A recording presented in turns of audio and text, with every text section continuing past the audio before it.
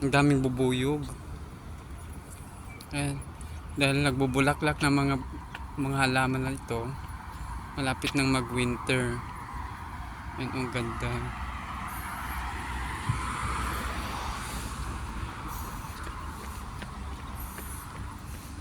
Ayan si kuya nagtsatsyag din.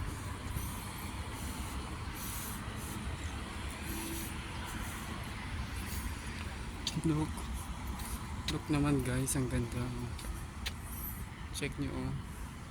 Napakaganda ng lugar dito sa Ras Al Khaimah. Wala akong masabi. Less crowd yung lugar. Mas malinis. Basta mas maganda siya compare sa other city. Kung gusto mo ng province vibes, pumunta ka dito. Kasi pag sa Dubai, iba naman yung vibes dun. Modern city, pati sa Abu Dhabi, sobrang crowded din. Unlike dito na parang nasa probinsya ka. Pero mas gusto ko na dito. Parang gusto ko nang tumira dito. Parang ayoko nang umuwi sa Abu Dhabi, guys.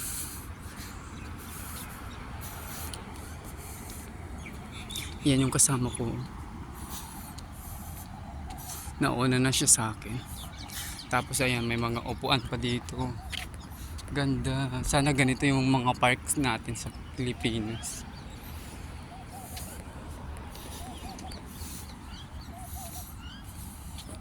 Maganda mag-jogging ngayon guys. Kasi nga, dahil magwi-winter na, hindi siya ganun kainit.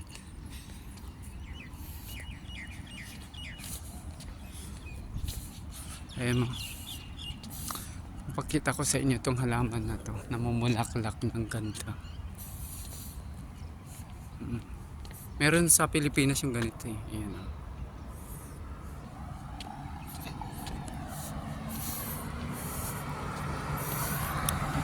Dito rin sa bansang UAE guys, ang pusa isang napakaswerte. Parang God ang turing nila sa kanila dito. Parang never pa ako nakakita ng aso dito. Mula nang dumating ako. Puro pusa lang. Pusa ibon.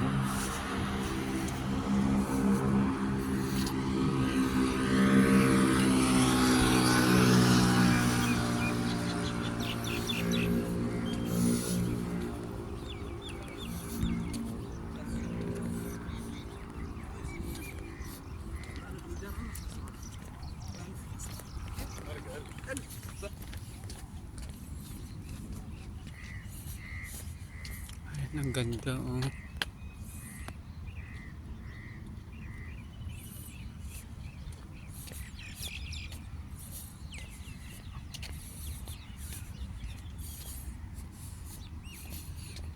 Tapos yung body of water nandito. Ayan oh. Alam niyo yung mga puno na yan, parang mangroves ata mga yan, ayan oh, mga halaman na yan.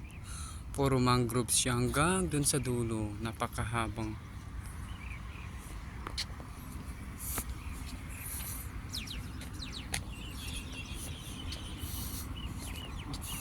Look naman, dito kami magsa-sunrise.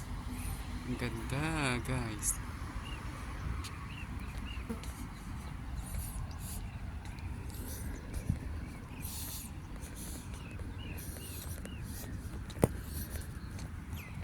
Siya nga pala, nandito ako sa Cornets.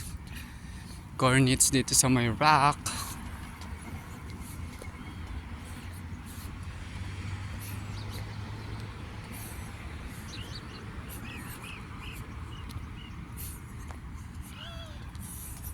Ibon. Mga ibon lumilipad, ang dami.